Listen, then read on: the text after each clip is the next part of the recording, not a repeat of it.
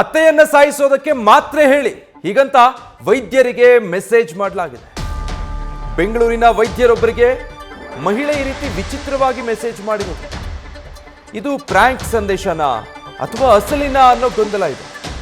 ಡಾಕ್ಟರ್ಗೆ phone ಮಾಡಿ ಮೊದಲಿಗೆ ಈ ಮಹಿಳೆ ಮಾತನಾಡಿದ್ದು, ನನ್ನ ಅತ್ತೆಯನ್ನ ಸಾಯಿಸೋಕೆ ಮಾತ್ರೆ ಬರೆದು ಕೊಡಿ ಅಂತ ಬೇಡಿಕೆ ಇಟ್ಟಿದ್ದಾಳೆ. ಮಹಿಳೆಯ ಈ ಮಾತು ಕೇಳಿ ಡಾಕ್ಟರ್ ಸುನಿಲ್ ಕುಮಾರ್ ಶಾಕ್ ಆಗಿದ್ದಾರೆ.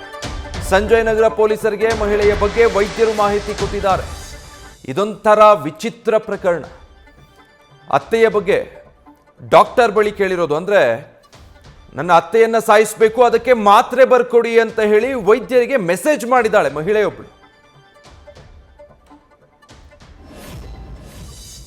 ಸುನಿಲ್ ಕುಮಾರ್ ಹೆಬ್ಬಿ, ನೀವೆಲ್ಲರೂ ಪ್ರೀತಿಯಿಂದ ಡಾಕ್ಟರ್ ಅನ್ವಿಲ್ಸ್ ಅಂತ ಕರೀತಾರೆ.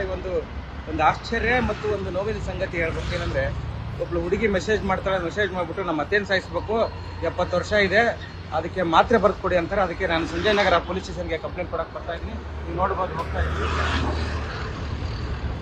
ಜನಕ್ಕೆ ಪ್ರಾಣ ಉಳಿಸೋ ಕೆಲಸನ ಮಾಡ್ತೀವಿ. ಬಟ್ ಇವತ್ತು ಆಶ್ಚರ್ಯ ಏನಂದ್ರೆ, ನಮ್ಮ ಅತ್ತೆಯನ್ನು ಸಾಯಿಸೋದಕ್ಕೆ ಮಾತ್ರೆ ಬರೆದು ಕೊಡಿ ಅಂತ ಕೇಳುವಂಥ ಕಾಲ್ ಮಟ್ಟದಲ್ಲಿ ಇದ್ದೀವಿ ಅಂದರೆ ತುಂಬ ಆಶ್ಚರ್ಯ ಆಗುತ್ತೆ. ಈ ಥರದ್ದು ಭಾಳಷ್ಟು ಘಟನೆಗಳು ನಡೀತಾನೆ ಇರ್ತವೆ.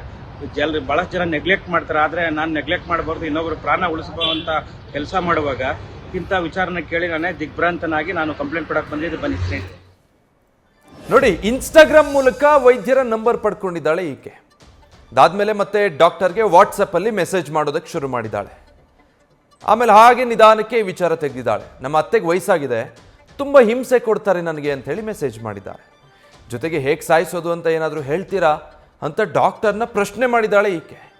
ಒಂದೆರಡು ಟ್ಯಾಬ್ಲೆಟ್ಸ್ ತಗೊಂಡ್ರೆ ಸಾಯ್ತಾರಲ್ಲ, ಅದು ಹೇಳಿ ಅಂತ ಬೇಡಿಕೆ ಇಟ್ಟಿದ್ದಾಳೆ. ಮೊದಲಿಗೆ ಮೆಸೇಜ್ ಮಾಡಿದ್ದಾಳೆ, ಆಮೇಲೆ ಅದನ್ನು ಡಿಲೀಟ್ ಮಾಡಿದ್ದಾಳೆ, ನಂಬರ್ ಸಹ ಬ್ಲಾಕ್ ಮಾಡಿದ್ದಾಳೆ. ಸೊ ಈ ಕಾರಣಕ್ಕಾಗಿ ಡಾಕ್ಟರ್ ಇದಕ್ಕೆ ಸಂಬಂಧಪಟ್ಟ ಹಾಗೆ ಪೊಲೀಸ್ ಸ್ಟೇಷನ್ ಮೆಟ್ಲೇರಿದ್ದಾರೆ.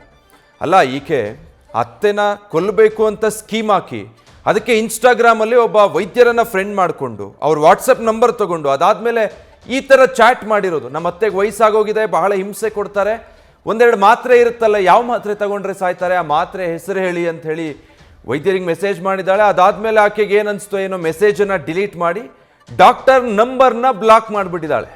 ಇದು ಯಾಕೋ ಸರಿ ಹೋಗೋದಿಲ್ಲ ಅಂತ ಹೇಳಿ ಡಾಕ್ಟರ್ಗೆ ಅನ್ನಿಸ್ತಿದ್ದ ಹಾಗೆ ಅವರು ಸೀದಾ ಪೊಲೀಸ್ ಸ್ಟೇಷನ್ಗೆ ಬಂದು ಈ ಮಹಿಳೆ ವಿರುದ್ಧ ದೂರು ಕೊಟ್ಟಿದ್ದಾರೆ. ಈಗ ಪೊಲೀಸರು ಕೂಡ ಪ್ರಕರಣವನ್ನು ದಾಖಲಿಸಿಕೊಂಡಿದ್ದಾರೆ. ಇದು ಅದೇನು ಪ್ರ್ಯಾಂಕ್ ಮೆಸೇಜಾ ಅಥವಾ ಅಸಲಿನ ಅನ್ನೋದು ಇನ್ನೂ ಗೊಂದಲ ಇದೆ. ಬಟ್ ಒಂದು ವೇಳೆ ಪ್ರ್ಯಾಂಕ್ ಮೆಸೇಜ್ ಆಗಿದ್ದಿದ್ರೆ ಆಕೆ ಹೀಗೆ ಇನ್ಸ್ಟಾಗ್ರಾಮಿಂದ ವಾಟ್ಸಪ್ ನಂಬರ್ ತೊಗೊಂಡು ಅದಾದಮೇಲೆ ಮೆಸೇಜ್ ಮಾಡಿ ಯೋಚನೆ ಮಾಡಿ ನಂತರ ಡಿಲೀಟ್ ಮಾಡಿ ಬ್ಲಾಕ್ ಮಾಡ್ತಿದ್ಲ, ಗೊತ್ತಿಲ್ಲ. ಈ ಪೊಲೀಸ್ ಕೇಸ್ ರಿಜಿಸ್ಟರ್ ಆಗಿರೋದ್ರಿಂದ ಅದಕ್ಕೆ ಸಂಬಂಧಪಟ್ಟ ಹಾಗೆ ಪೊಲೀಸರು ತನಿಖೆಯನ್ನು ನಡೆಸ್ತಾರೆ. ಆದರೆ ಇಂಥದ್ದೊಂದು ವಿಚಿತ್ರ ಪ್ರಕರಣ ಮಾತ್ರ ಇದುವರೆಗೂ ಎಲ್ಲೂ ಕಂಡಿರಲಿಲ್ಲ ಅಂತ ಅನ್ಸುತ್ತೆ. ಡಾಕ್ಟರ್ ಒಬ್ಬರನ್ನ ಪರಿಚಯ ಮಾಡಿಕೊಂಡು ನಮ್ಮ ಅತ್ತೆಯನ್ನು ಕೊಲ್ಲಬೇಕು, ಅದಕ್ಕೆ ಯಾವುದಾದ್ರೂ ಮಾತ್ರೆ ಇದ್ರೆ ಕೊಡಿ ಅಂತ. 2 ಗಂಟೆಗೆ ವಾಟ್ಸಪ್ಪಲ್ಲಿ ನನಗೊಂದು ಮೆಸೇಜ್ ಬರುತ್ತೆ, ಹಾಯ್ ಅಂತ ಬರುತ್ತೆ. ನಾನು ವಾಪಸ್ ಹಾಯ್ ಅಂತ ಕಳಿಸ್ತೀನಿ. ಯಾರು ನೀವು, ನಿಮ್ಗೇನಾಗಬೇಕು ಅಂತ ಕೇಳ್ತೀನಿ. ಅವ್ರು ಹೇಳ್ತಾರೆ, ಇಲ್ಲ ಹೇಳಬೇಕು. ಅವ್ರು ಹೇಳೋದೇ ಇಲ್ಲ. ಆಮೇಲೆ ಹೇಳ್ತಾರೆ, ಇಲ್ಲ ನಮ್ಮ ಅತ್ತೆನ ಸಾಯಿಸ್ಬೇಕು, 2 ಮಾತ್ರೆ ಕೊಡಿ ಅಂತಾರೆ.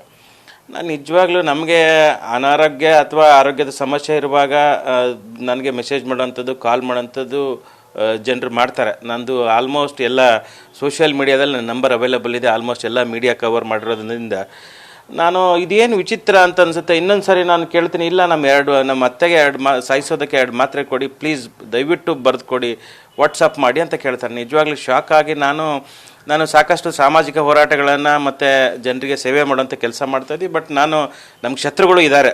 ಹಾಗಾಗಿ ಆಕೆ ಯಾರು ಸರ್, ಯಾವ ನಂಬರಿಂದ ಮೆಸೇಜ್ ಬರುತ್ತೆ, ಅವರು ಏನಂತ ಹೇಳಿ ತಮ್ಮನ್ನು ಪರಿಚಯ ಮಾಡ್ಕೊಳ್ತಾರೆ? ನನ್ನ ಸಹನಾ, ನಾನು ಬೆಂಗಳೂರಿಂದ ಅಂತ ಹೇಳ್ತಾರೆ. ಏನಾಗಬೇಕಾಗಿತ್ತು ಅಂತ ಕೇಳಿದಾಗ 2 ಮಾತ್ರೆ ಕೊಡಿ ದಯವಿಟ್ಟು ಪ್ಲೀಸ್, ದಯವಿಟ್ಟು. ನ್ಯೂಸ್ ಫಸ್ಟ್ ನಿರ್ಭೀತಿಯಿಂದ ನಿಮ್ಮ ಪರವಾಗಿ.